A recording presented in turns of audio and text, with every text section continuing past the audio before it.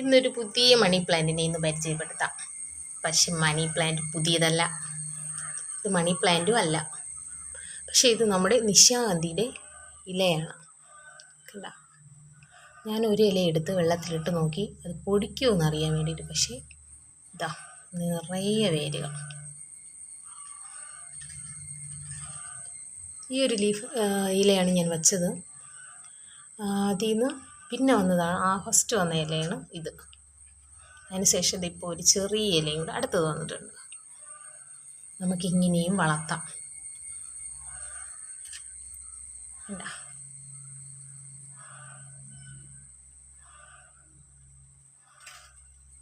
നിങ്ങളും ഇതുപോലെ ഒന്ന് ചെയ്ത് നോക്കൂ.